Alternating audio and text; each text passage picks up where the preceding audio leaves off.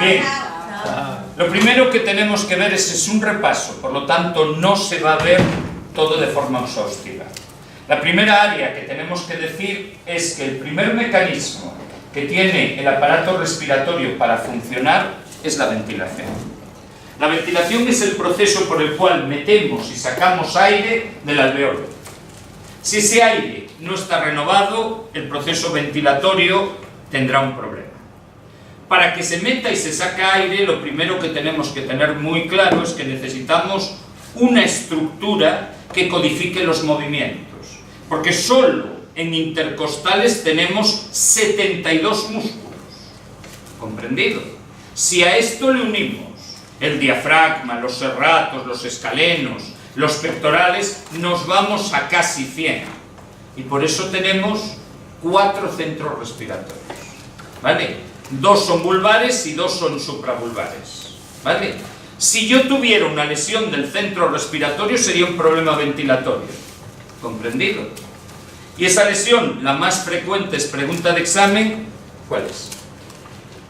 Una lesión del centro respiratorio. ¿Será del laboratorio? No, tienes que pensar en pastillitas. ¿Cuáles son las pastillitas que deprimen al centro respiratorio? ¿Qué? Benzodiazepinas y opiáceos. Por lo tanto, una intoxicación de benzodiazepinas y opiáceos es una enfermedad ventilatoria. ¿Comprendido? Después, la falta de músculos, la falta de huesos, la falta de articulaciones. También será un tubo que no sea permeable. Todo eso será un problema ventilatorio. Los problemas ventilatorios se caracterizan por 2 datos precoces. El primero, hipoxia o hiperoxia. Y el segundo, hipocapnia o hipercapnia. La ventilación alterada siempre origina hipercapnia precozmente. Y eso es distintivo. Son las únicas enfermedades, las ventilatorias, que originan hipercapnia desde el principio. Una alteración de la difusión tendría que estar muy alterada para producir hipercapnia. Y una alteración de la perfusión tendrías que tener medio pulmón colapsado para poder tener una hipercapnia. En cambio, a los 2 años de tener un problema ventilatorio tienes una hipercapnia que ya te sobra por las orejas. La hipercapnia es siempre característica de los trastornos ventilatorios. ¿Comprendido? La hipoventilación es sinónimo siempre de hipercapnia. ¿Entendido?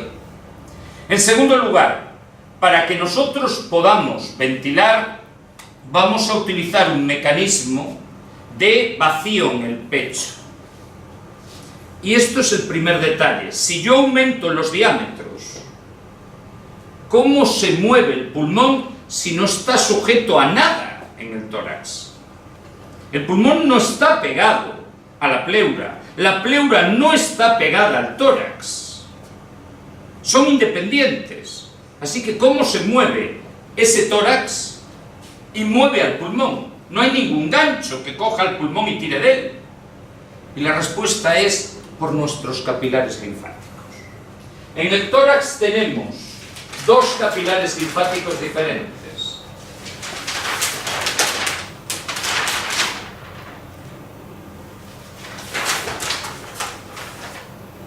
En el territorio de la arteria pulmonar, la presión máxima que existe son 35 milímetros de mercurio.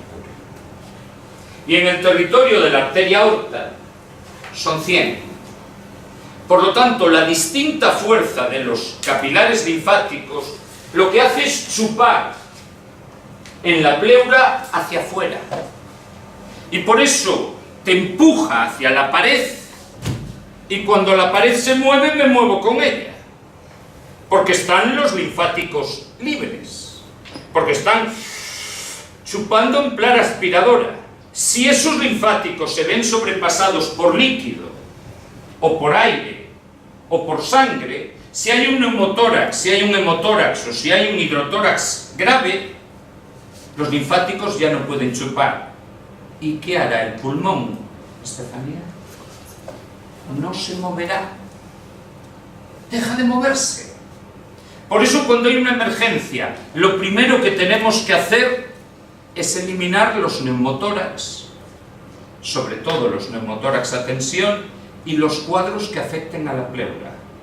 Porque mientras esté afectada la pleura de forma grave, no habrá ventilación, no se moverá el tórax. ¿Entendido? ¿Sí? ¿Vale? Bien, tu tórax, ¿qué dimensiones tiene? ¿Te importaría describirnos más o menos cómo es?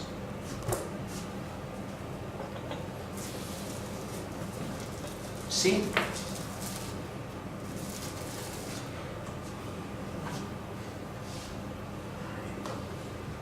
No es más grande.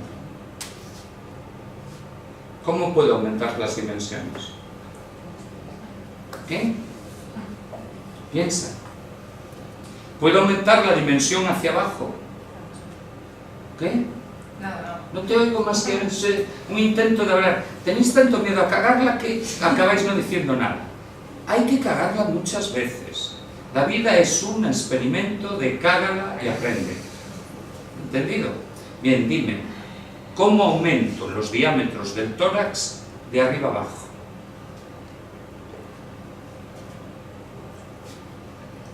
Bajando el diafragma. Si bajo el diafragma, ¿muevo el tórax? No. ¿Vale? Por lo tanto, es la respiración principal. Pero no muevo el tórax, solo bajo el diafragma. ¿Vale? El segundo diámetro es lateral. Para mover el diámetro lateral, lo que tengo es que cambiar las costillas. La costilla aquí baja, que es como está normalmente, tocaros las costillas. Las mías son poco válidas porque yo las tengo bastante horizontalizadas, por culpa de haber fumado mucho tiempo, ¿no? Entonces, cuando yo levanto las costillas tienen más diámetro, ¿vale? El diafragma baja el nivel de abajo y por lo tanto aumenta el diámetro superinferior. Las costillas, al levantarlas y separarlas, aumento el diámetro lateral, transversal, pero este ya mueve el tórax. Esto no es posible de viejo. De viejo tengo las articulaciones con artrosis, así que los viejos no pueden hacer esto bien, por eso en ellos pierden la capacidad de extraer oxígeno del aire, porque no pueden utilizar el tórax bien.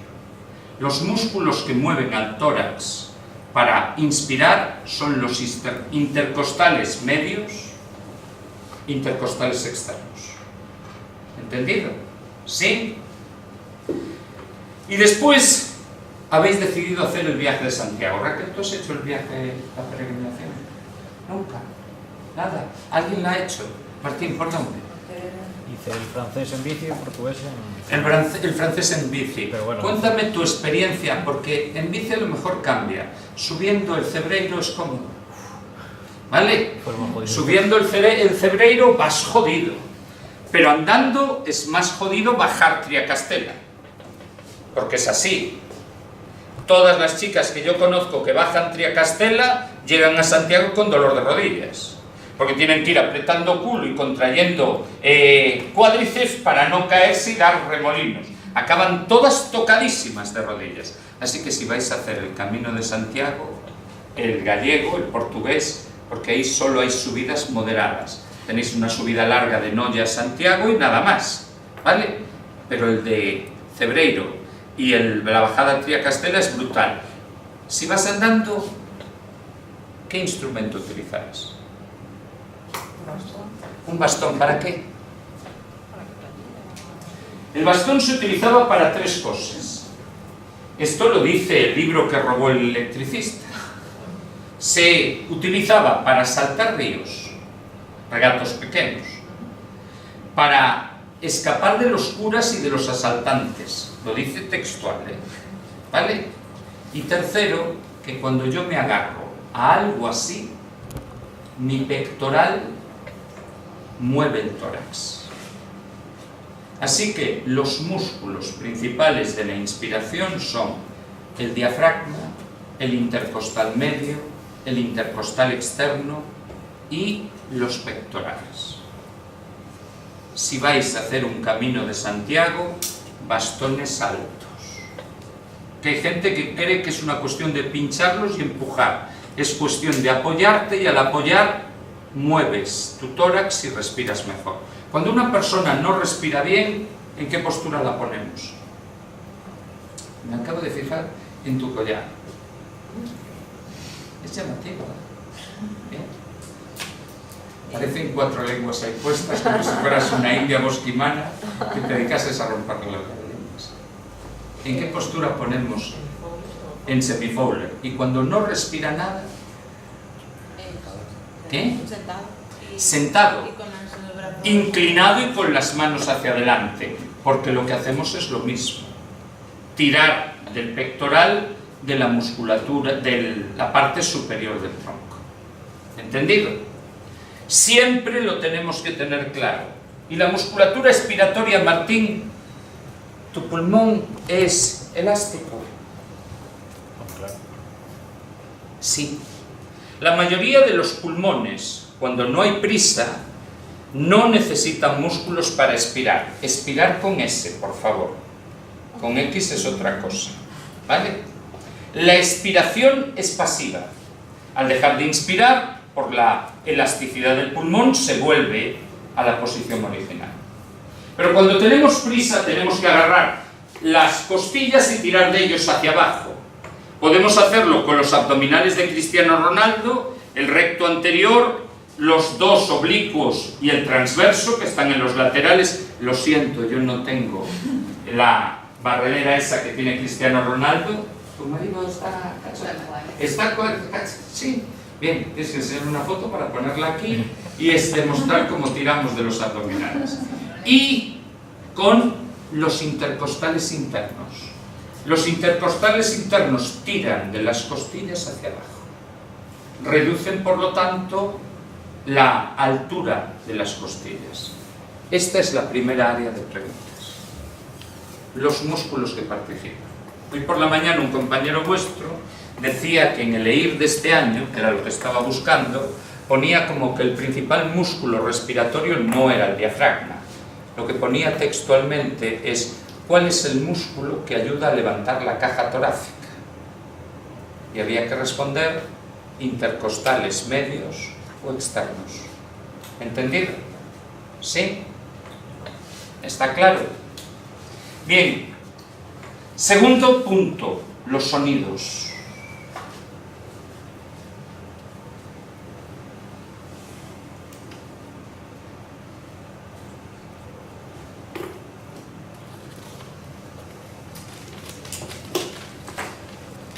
El único sonido normal que tenemos en la exploración pulmonar es el murmullo broncovesicular. Cuando una persona tiene un murmullo broncovesicular es que sus alveolos se ventilan bien. La ventilación normal implica murmullo broncovesicular. ¿Comprendido? Después, todos los demás sonidos que aparezcan en la auscultación del pulmón se llaman adventicios y son anormales. ¿Comprendido? Los sonidos adventicios los dividimos en dos grandes bloques. Unos, que son los que se escuchan habitualmente en el pulmón al salir el aire, se llaman estertores. Por eso se llaman estertores, porque estertor es el sonido pulmonar que se produce con la salida del aire. Cuando nosotros le pedimos que a la persona que sople, pillamos estertores. ¿Comprendido? Y cuando pillamos estertores, pillamos dos tipos de sonidos. Los que proceden de una capa líquida en los bronquios, que son los estertores húmedos. ¿Vale? Si la capa líquida es pequeña, al pasar el aire por encima, las llena de burbujas esta capa líquida, y estas burbujas se explotan espontáneamente, y eso es un crepitante. Un crepitante indica que en las vías aéreas hay o secreciones o edemas en pequeña cantidad. Y el sonido es exactamente igual que acariciarnos el pelo. Eso sí, siempre que el pelo esté limpio. Pero si lo tenemos cheo de grasa, non hace ruido. ¿Vale? ¿Entendido? Un crepitante siempre es un sonido producido por secreciones. Y esas secreciones se mueven por la tos. Así que si yo identifico que hay una zona con crepitantes y le mando toser, estos crepitantes cambian de localización. ¿Comprendido? El otro gran sonido que tenemos es cuando la cantidad de líquido es mucho mayor. Y en este caso las burbujas no son pequeñitas, son burbujones. Y eso se produce solo en el edema agudo de pulmón. Eso es el burbujeo. El sonido es tan intenso que no necesitamos ponerlo. El sonido es tan intenso que se oye poniendo solo el oído. Indica edema agudo del pulmón. Estos son estertores húmedos. Estertores secos son los que no tienen ninguna relación con secreciones. Y son normalmente sonidos que se producen al salir el aire de las vías aéreas. Vamos a tener dos. Cuando el bronquio está estrechado, tenemos un sonido que se llama sibilancia, un pito. Pero aquí, pero auscultado detrás, no auscultado en el cuello. A veces, si auscultamos en el cuello, el problema está en una obstrucción en la laringe o en una obstrucción en la tráquea. Para que sea pulmonar, tiene que ser en la espalda. Eso es lo que llamamos sibilancia. Y una sibilancia indica una broncoconstricción. Una sibilancia señala a un cierre de los bronquios. ¿Comprendido? Si en cambio las secreciones se están secando y ya es difícil meterle aire, lo que oiremos es un... Eso es un roncus. Un roncus nos está diciendo que o el catarro ha desaparecido o va a aparecer. Las secreciones están todavía presentes en la pared o se están iniciando y todavía no tienen tal grado de liquidez que permita meter burbujas en medio con el aire. La pregunta de examen es sibilancias y crepitantes. ¿Entendido? ¿Sí? Bien, un crepitante, una broncoconstricción. ¿Lo dice? No. Bien, por lo menos ponéis tarea. Bien, ahora entramos en un sonido diferente. ¿Qué pasa si en vez de estar estrechado el bronquio, está estrechada la laringe? Entonces tenemos, si me deja la máquina, esperar que este funcione como le da la gana. Tenemos un estridor. Un estridor es, ¡vamos a cantar! Es un gallo. Un gallo es un estridor. Lo que pasa es que lo oiríamos aquí. El estridor señala siempre hacia la laringe.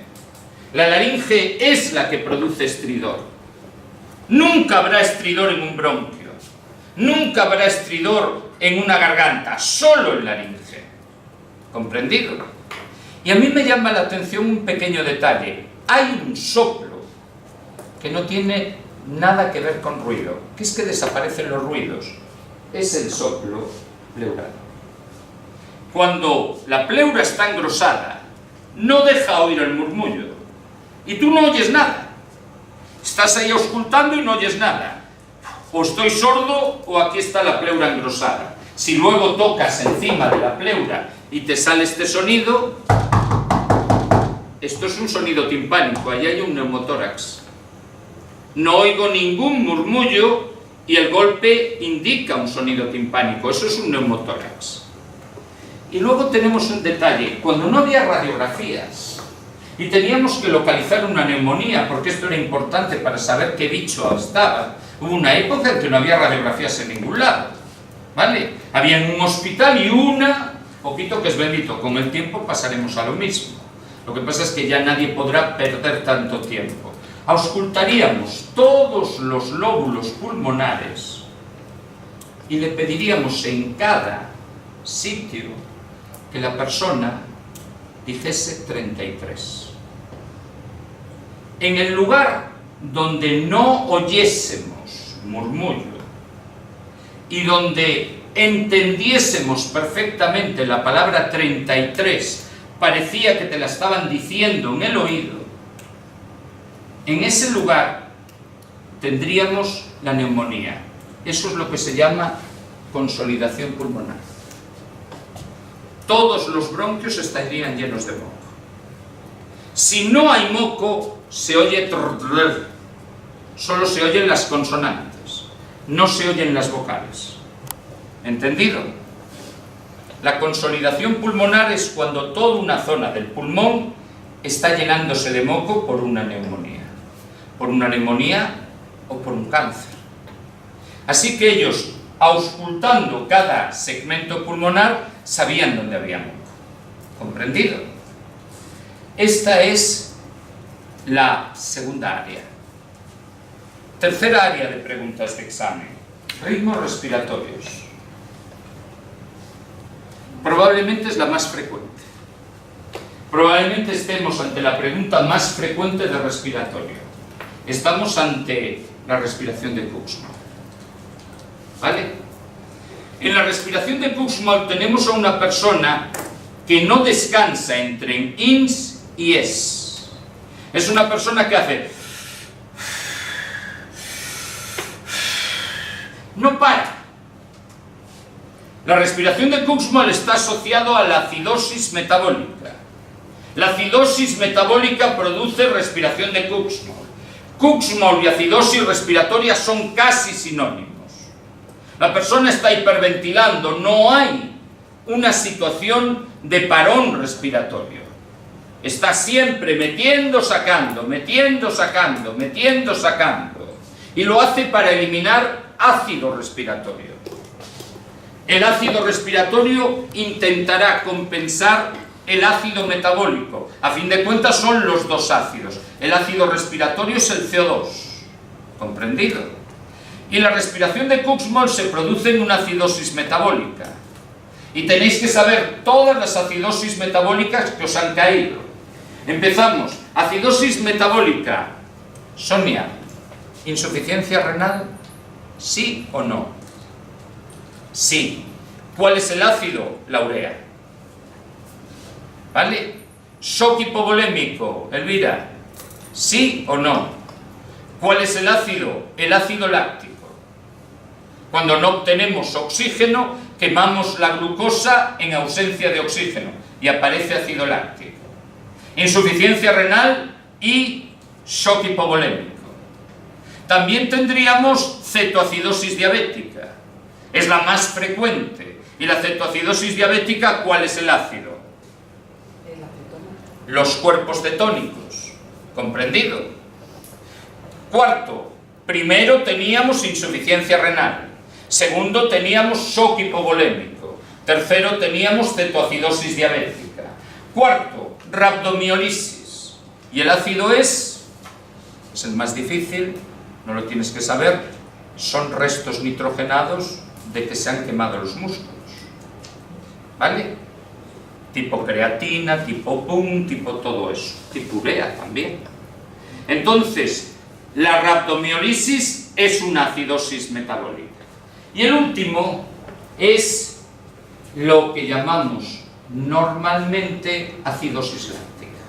Cuando por una medicación o por ejercicio físico muy intenso producimos ácido láctico en cantidades brutales porque no le damos dado al cuerpo el oxígeno. 5 acidosis metabólicas: cetoacidosis diabética, insuficiencia renal, shock hipovolémico, rhabdomiolisis y acidosis metabólica. No creo que haya más. ¿Vale? ¿Entendido? En todos ellos hacemos Kussmaul. No sé si preguntártelo, pero ¿podrías describirnos tu último orgasmo? Es la respiración de Chainestorm. Bien, ¿seguro? Es decir, que no te atreves a describirnos. No. Bien, bien, Te lo bien. dejo a ti. Ya, vale. Yo es que ya no me acuerdo de ellos. Pues nos sintamos muy bien con esto. Ya, debe ser porque era un recuerdo agradable. Recuerdo del último orgasmo. Respiración de Cheyne-Stokes. Cuando en esta semana lo hagáis, al acabar vais a decir Cheyne-Stokes. El único que está exento es Martín porque despertaría Eva. ¿Vale? Así que es...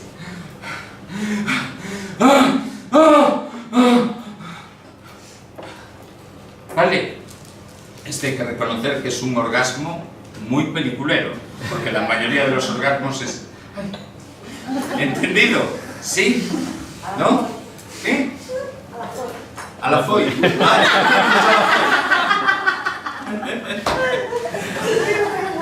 Hay que ser honestos, se van perdiendo las buenas costumbres. Pero vivir en una casa tiene esos problemas, que no puedes hacernos médicos. ¿Vale? Y con el calor ya veréis la cantidad de orgasmos que hay hoy por la noche. ¿Vale? Que no se puede dormir, por lo menos uno se refresca un montón. ¿Vale? Así que cuando lo oigas, ¿qué tienes que decir? Chain Stokes. El Chain Stokes es sube, baja y apnea. Es un rombo seguido de una apnea. Chain Stokes se debe a la falta de sensibilidad del centro respiratorio. Chain Stokes es siempre una pregunta menos importante que el Kuxmal, pero también le anda. ¿Vale? Y luego tenemos Biot. Biot es un ritmo respiratorio irregular. Un ritmo que puede alternar cualquier posibilidad. Podemos hiperventilar 2 veces y luego tener una apnea de 50 minutos. O podemos tener respiraciones rítmicas 3, 4, 5, luego dejar de respirar y luego tener respiraciones arrítmicas. Biot es coma. Es un dato claro de coma.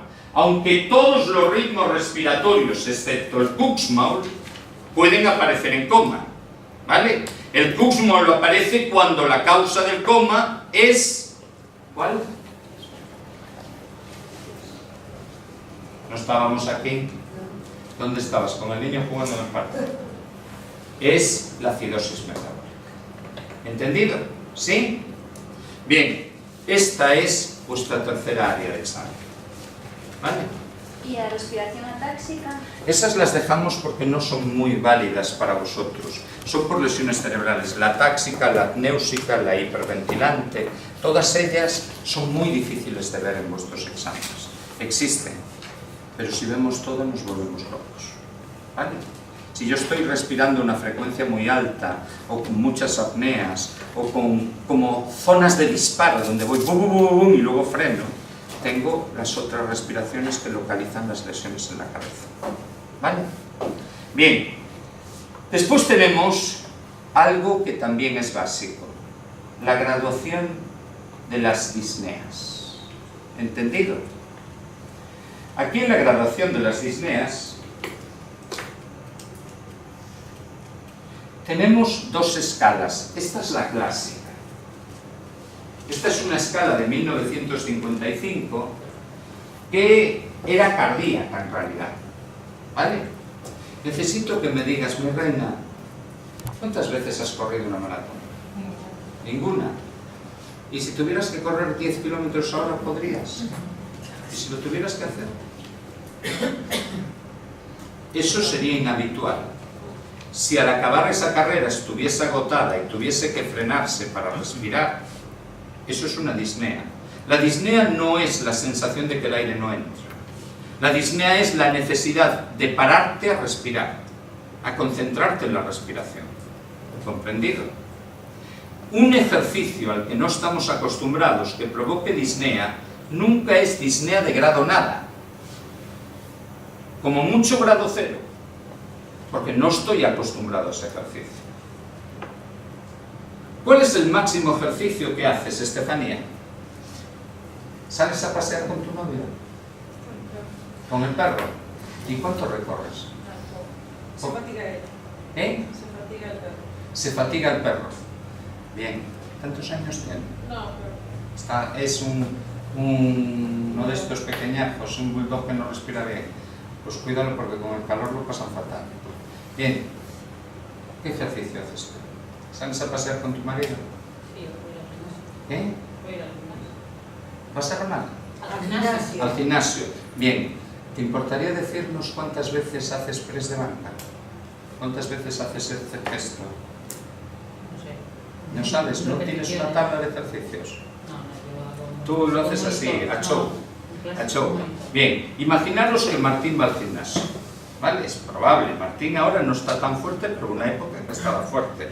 Martín, ¿cuántas veces eres capaz de levantar una barra de pesos olímpica, que son 10 kilos o 20, con 10 kilos a cada lado? 12 veces seguidas. No, con 13 o 14 te va a costar. Con 10 a cada lado, más 10 con 30 kilos, cabrón. Son 30 o Yo 40. de pecho- Hazlo rápido. Te va a costar. Qué bárbaro. Pues imaginemos que a la 15 afurrica. ¿Vale? Hombre, Que ahora es lo igual más sí, ¿eh? probable. Ahora igual sí, Que antaño. es lo más probable. A la 15 sería el máximo ejercicio que hace todos los días. Si está bien dirigido, una persona que está entrenando para desarrollar fuerza, en la última repetición apenas podría moverla. ¿Comprendido? Pues si en esta última repetición se queda sin oxígeno, tenía una disnea grado 1. La disnea grado 1 es la que aparece en el máximo ejercicio diario. ¿Comprendido? Pongamos un caso. Yo recorro todos los días 3 kilómetros con mi perro, que también se asfixia, pero porque pesa 80 kilos.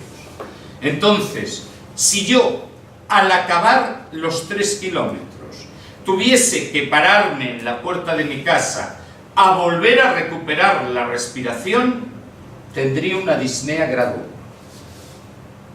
¿Entendido? La máxima cantidad de ejercicio que hacemos diariamente.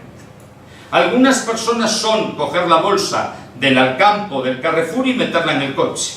Imaginaros que entráis en el Carrefour, vais a las cajeras, cogéis la bolsa y mientras estáis yendo al coche tuvieseis que parar para respirar. Eso sería un grado 1. Disnea de grandes esfuerzos. Si algún día Martín en el levantamiento 8 o en el levantamiento 7 tuviera que parar, sería una disnea de moderados esfuerzos. Y llegará el día que Martín, levantando una sola vez la barra, tendría que parar. Eso es una disnea de mínimos esfuerzos. Grandes, moderados y mínimos. El mínimo es el más objetivo. Andas 100 metros y te tienes que parar. 100 metros, ¿cuánto puede ser? Más o menos. Está aquí al fondo del pasillo. ¿De aquí a? Al fondo del pasillo. Tío, estos son 2 metros y poco, ¿eh? 100 metros son 50 veces esta Bueno, altura. ida y vuelta. No, creo que va, 30 metros. ¿Vale? Así que podía seguir a la peregrina un poquito más. ¿Entendido? Pues eso, si yo tuviera que pararme en ese trayecto para respirar, sería una disnea de esfuerzos mínimos. Y si yo no muevo los pies, pero muevo los brazos, y me canso, estoy lavando, estoy fregando, estoy cortando patatas y me canso y tengo que respirar, es una disnea grado 4. Una disnea de reposo. ¿Entendido? Esta es la escala vieja, porque la escala nueva es la escala de la Medical Research Contest Modified. Es una escala mucho más chula. Dice lo mismo, no vale para nada, no diferencia en nada, pero le pone epítetos nuevos. Y aquí es disnea en esfuerzos desacostumbrados. La maratón.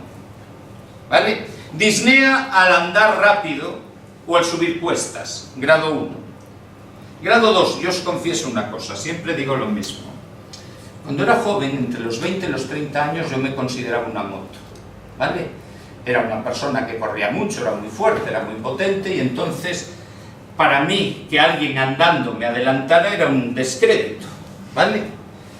Cuando tenía 40, me rompí las rodillas con 32, cuando tenía 40, resulta que un día subiendo por el Corte Inglés en Vigo, me adelanta una vieja de 70 años con una muleta, me adelanta por la derecha, sin respetar las señales de tráfico, y yo no pude seguirla. No pude seguirla, fue la primera vez que me encontré con el deterioro físico.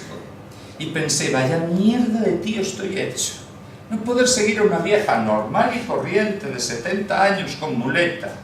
Y eso es lo que yo sentí al entrar en la disnea grado 2. ¿Entendido? Al no poder seguir el ritmo de una persona que anda normal, en llano. ¿Vale? En aquel caso era cuesta, pero yo no podía seguir el ritmo de esa persona. La disnea grado 2. Y vuelve a aparecer la grado 3 con los 100 metros. ¿Entendido? Así que, en realidad es lo mismo. máximo ejercicio que haces, grado 1. Ejercicio más moderado, grado 2. Ejercicio mínimo, grado 3. Reposo prácticamente sin hacer ejercicio, grado 4. Esta es vuestra cuarta pregunta de examen, vuestra cuarta área de examen. ¿Entendido? Bien, ahora tenemos la quinta. La quinta son los volúmenes pulmonares. ¿Vale? En la quinta nos vamos a encontrar un concepto que es importantísimo. Volumen corriente. La cantidad de aire que entra o sale del pulmón. La cantidad de aire que entra o sale del pulmón es el volumen corriente. El volumen corriente vale 500 mililitros para Chema o para cualquiera de vosotros. Es una cantidad estándar para la raza humana, normalmente adultos. Es posible que haya variaciones, pero no se contempla. De estos 500 mililitros, 350 llegan al alveolo, pero 150 se quedan en las vías aéreas. No participan del intercambio. Esto es lo que llamamos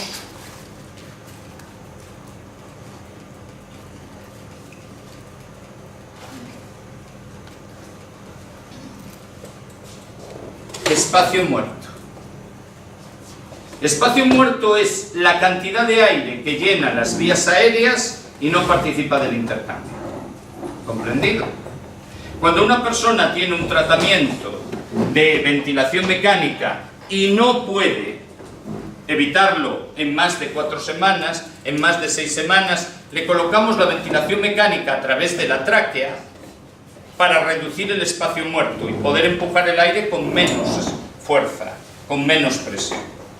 Una ventilación mecánica de más de 4 semanas, de más de 6 semanas, utilizaría siempre una traqueostomía, para que la fuerza que le damos al aire fuera la mínima posible. El espacio muerto y el volumen corriente son preguntas de examen. ¿Vale? Cuando yo quiero inspirar más,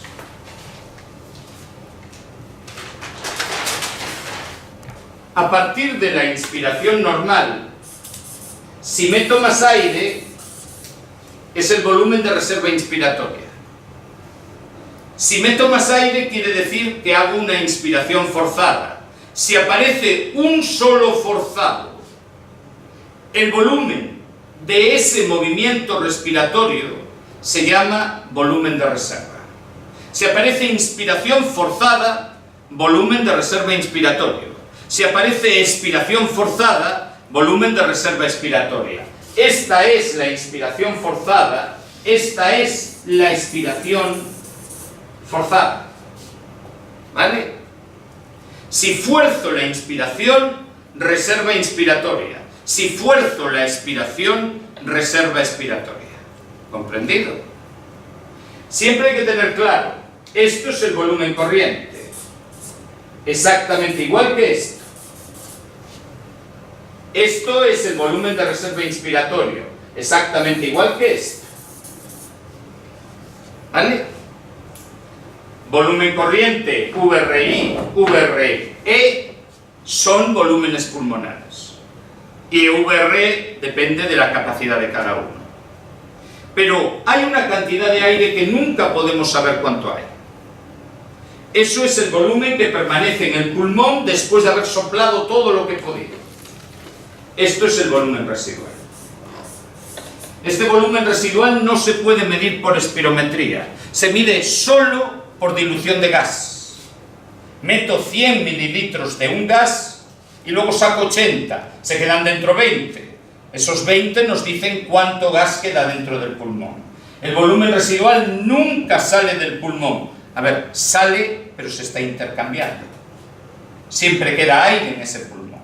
Este volumen residual se utiliza normalmente para respirar cuando dejamos de respirar. Cuando jugamos, juegas, ¿tú tienes niños?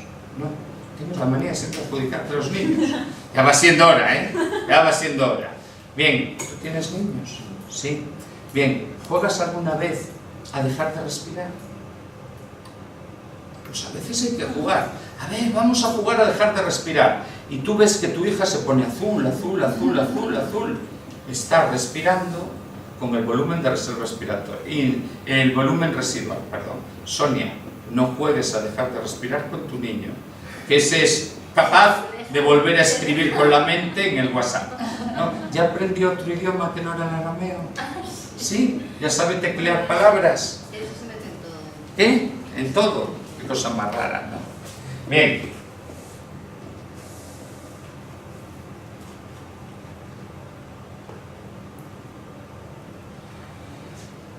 Cuando sumamos dos volúmenes, tenemos una capacidad. ¿Vale? Si sumamos todo el volumen que podemos inspirar, corriente y reserva inspiratoria, es la capacidad inspiratoria. Si sumamos todo el volumen que podemos expirar sin el de reserva inspiratoria, el corriente y el de reserva expiratoria es la reserva expiratoria, que es el único que nos da. ¿Vale? Si sumamos todo el volumen que permanece en el pulmón después de una respiración normal, tenemos el volumen de reserva expiratoria y el volumen residual. Y eso es la capacidad funcional residual.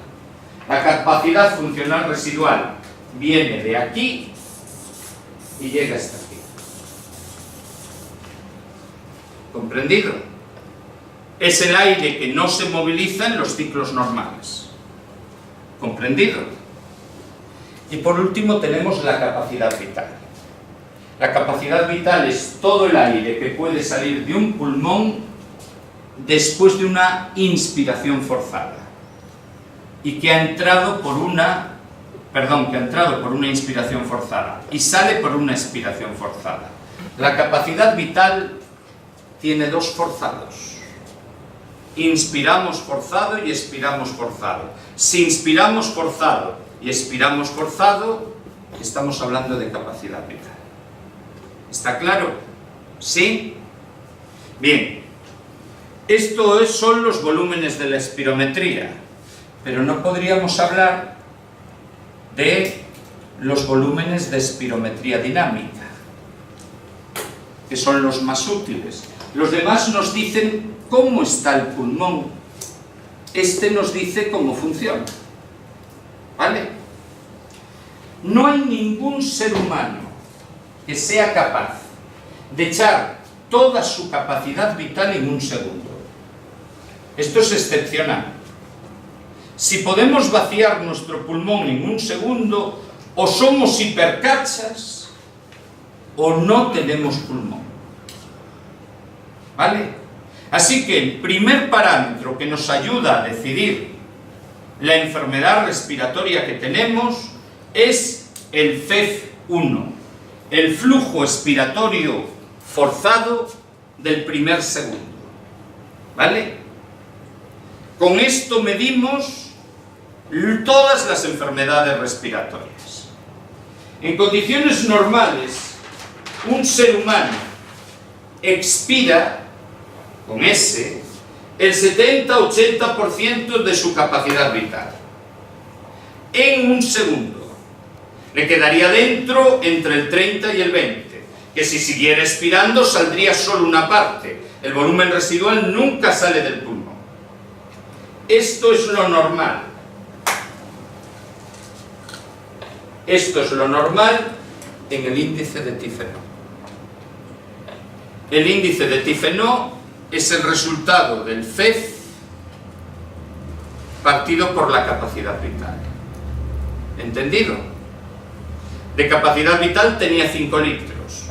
Ha soplado 3 litros y medio.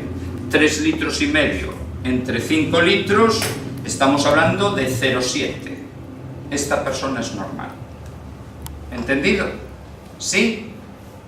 Y si no puede llenar el pulmón, y si su pulmón está deteriorado y no lo puede llenar con aire, entonces su Tifenot es mayor de 0,8.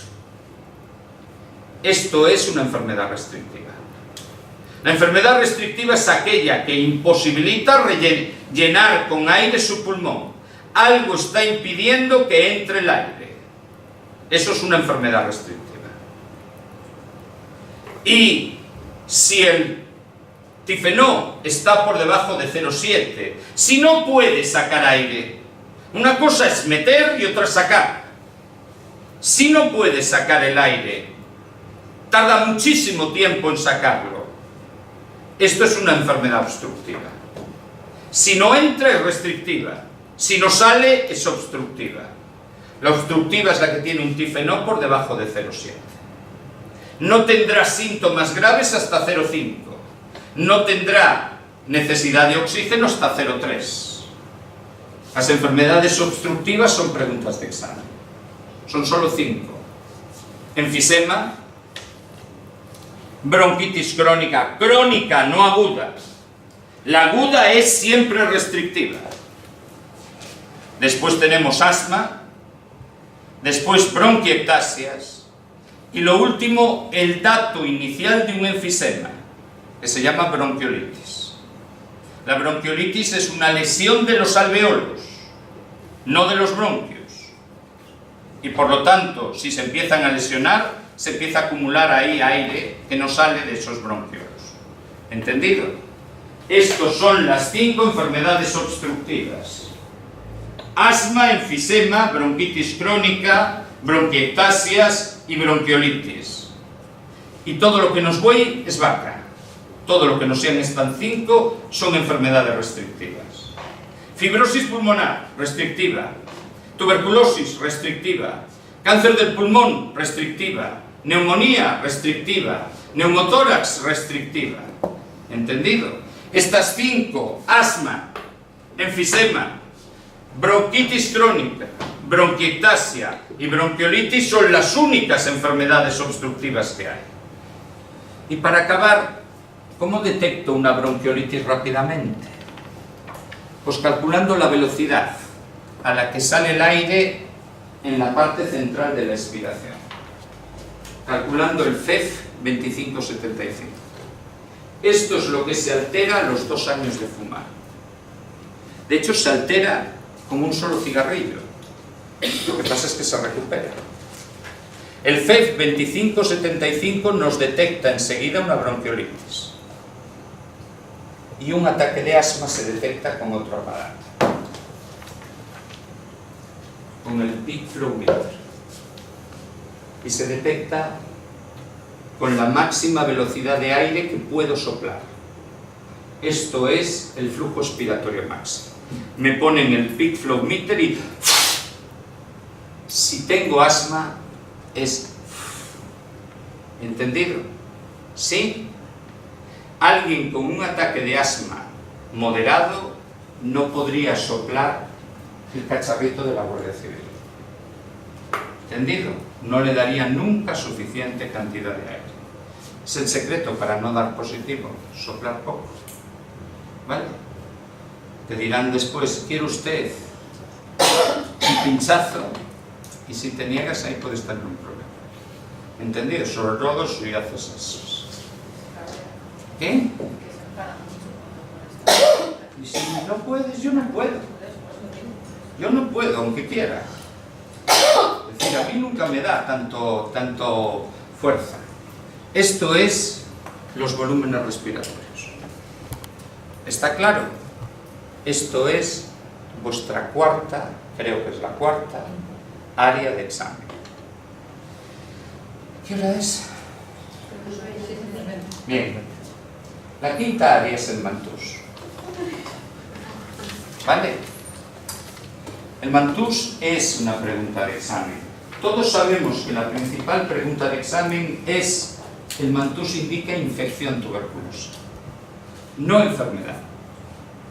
De 100 personas que se contagian de la tuberculosis, 95 tendrán el mantus positivo. Y de esos 95, solo 5 desarrollarán tuberculosis.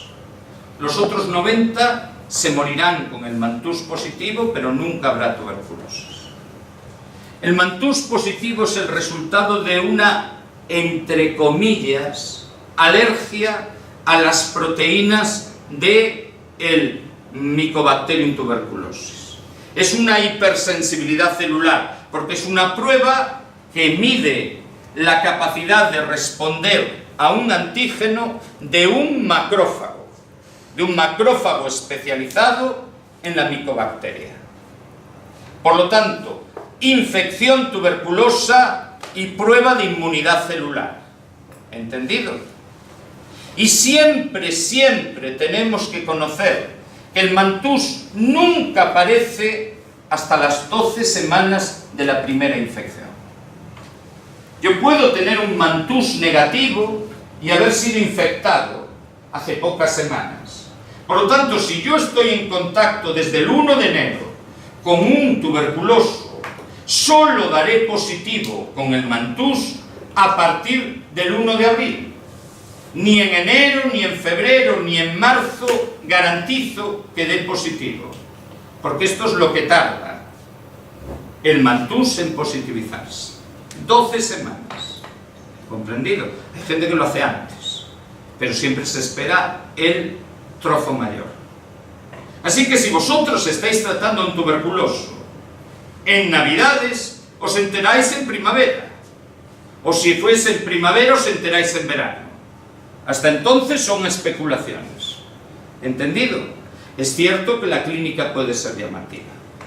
El mantús hay que saber, bueno, lo de intradérmica me cae, porque eso ya lo sabe todo el mundo, ¿no? Pero hay que saber la cantidad de litros que se mete. Es increíble la cantidad de personas que dudan. Unos piensan en 1 mililitro, otros dicen 2. Eso es para subcutánea. Para intradérmica nunca hay inyecciones de más de 0,1. Si doy más de 0,1 no voy a tener un abón, voy a tener la cabeza de San Pedro ahí metida. Puedo ponerlo y se ven en procesión todos los de Pontevedra. 0,1 mililitros. ¿Entendido? Y posiblemente os pregunten cuántas unidades se dan. Estas son las inglesas. Estas son las rumanas. Últimamente damos esta. Son más baratas. ¿Entendido? Pero os podéis encontrar cualquiera de las dos. ¿Vale? ¿Entendido? Curiosamente, los números nos dan una relación bastante exacta. ¿Vale? El primer número, 2. El segundo número, 6. Está más cercano a 5. ¿Entendido? ¿Sí? ¿Lo hemos entendido? Bien. Y luego, fundamental, niñas, el mantús se lee a partir de las 48 horas. 48-72. Son como las pruebas del screening endocrino metabólico. Si yo lo leo antes de las 48 horas, la reacción va a ser menor. Si yo lo leo a partir de las 90 y tantos, también. Se lee a partir de las 48-72 horas. Pero puedo leerlo hasta las 90 y tantas horas. ¿Comprendido? Y la pregunta de examen es: los valores. El mantús ya no se mide de forma independiente. Para saber si da positivo tenemos que saber qué probabilidad tienes tú de haber pillado la tuberculosis. ¿Con cuántos tuberculosos has estado en tu vida? Con unos cuantos. ¿Trabajas con tuberculosos? No, trabajé. Trabajaste. Bueno, si tú vives en un entorno de tuberculosis, de inmunodeficiencia, si tu pareja es inmunodeficiente o la persona a la que estás atendiendo más de 4 horas diarias tuvo una tuberculosis antigua, resulta que si te sale una induración, porque medimos induraciones, no medimos eritemas, medimos duro, no medimos blando. ¿Comprendido? Si tú tienes un riesgo de contagio alto, estamos ante 5 milímetros. Ese riesgo de contagio es porque convivo con un tuberculoso activo, o convivo con alguien que tuvo tuberculosis y se pudo haber despertado, o convivo con un inmunodeficiente, porque los inmunodeficientes pillan todo, y el inmunodeficiente más característico es el VIH. ¿Vale? Estos son 5. Si yo no vivo con una persona que tiene estos cuadros, con una persona que pudiera estar contagiado pero no nos damos cuenta, o que lo está contagiado, si vivo con una persona que tiene probabilidades de ser inmunodeficiente, o de que tiene un riesgo de encontrarse por un pasillo con un inmunodeficiente, entonces soy 10. Los que van a salvar a negritos en el canal. Los que tratan con niños de 4 años, por un niño de 4 años es casi inmunodeficiente. ¿Vale? O vosotras que trabajáis en un hospital y que de vez en cuando os cruzáis con alguien que pudiera tener tuberculosis. Si sois su enfermera, no. Si sois su enfermera, sois contactos. Si solo estáis en ese centro y normalmente no atendéis a tuberculosos, sois 10. Y vuestra pareja, porque vosotros sois 10, es 15. Porque vuestra pareja, salvo que sea sanitario. Que no es sanitario. ¿Qué probabilidad tiene una persona de encontrarse con un tuberculoso por la calle? A ver, Sonia, ¿qué probabilidad tienes de encontrarte un tuberculoso en Vilaboa? Respuesta: tío, que solo hay 300 al año en Galicia. Si somos 2 millones, Dios mío, es bastante mala suerte entrar en un ascensor con el único tuberculoso del barrio. ¿Vale? Esto es 15. Todos estos datos se pueden falsear. Se pueden falsear con positivos, ya que tenga la BCG. ¿Cuántas tenéis la BCG? Una. ¿Y por qué te la pusieron? Pues no lo sé. Ya nadie la pone. Es que en mi época sí. Oye, es que yo soy más viejo y no se ponía, ¿eh? Pero en mi generación, los de Decidieron, 70 y- ande, a joderse al 78. ¿Vale?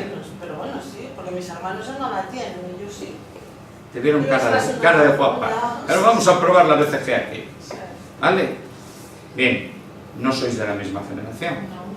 Pues debieron veros algún entorno de tuberculosis alrededor vuestro, porque solo se utilizaba para eso. Si alguien en tu entorno tenía tuberculosis, acababan poniéndote la vacuna, porque algo protegía, era la creencia. ¿Vale?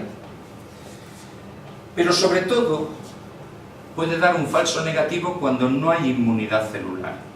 La inmunidad celular se llama anergia. Anergia no es que a Chema se le confundió la letra. Anergia es que no tengo inmunidad celular. ¿Entendido? No tengo linfocitos T4. ¿Alguna es Mantoux positivo? ¿O fue? Tú y yo. En mi época, toda Galicia daba Mantoux positivo.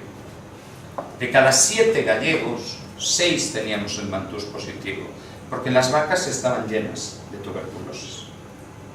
Una de las razones más misteriosas de por qué tiene yodo la leche, empezamos a elucubrar, es que come algas, es que tal y cual. La leche tiene yodo porque a todas las leches, a todas las mamas, se lavan con betadine. Y el betadine entra en la leche, se absorbe a través de la mama. Pues con una serie de medidas consiguieron eliminar esa epidemia. Pero nosotros somos, casi todos, Mantoux positivo. Si yo ahora me hago un Mantoux, me dará negativo, porque hace 30 años que no me relaciono con el Mantoux, o 40 o 50, porque el primer Mantoux me lo hicieron cuando yo tenía 4 años. Estamos hablando de 1964, ya hace unos cuantos años. Así que un Mantoux positivo no se negativiza nunca. Se puede negativizar aparentemente, porque su inmunidad disminuye. Hay una regla de órgano que no se usa, se atrofia. Así que mientras no me enfrente al Mantoux, ¿yo para qué tengo que tener por ahí danzando células que respondan al Mantoux?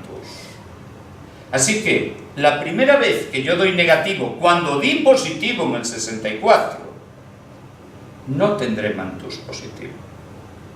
Pero una semana más tarde sí lo tengo. Esto es el fenómeno booster. El fenómeno de empuje. Por lo tanto, a toda persona que sea dudoso, se le repite el Mantoux una semana más tarde. Y si es positivo, es que evidentemente era negativo porque no estaba en relación con muchos cuadros. ¿Comprendido? Esto es Mantús. Cuidado con la vacunación atenuada 6 semanas antes. ¿Vale? Os recuerdo que algunas vacunas que se ponen para ir al trópico son atenuadas, y si pillas tuberculosis en el trópico no podrás hacer el Mantús hasta 6 semanas después de ponerte la vacuna. Te dará negativo. ¿Comprendido? ¿Sí?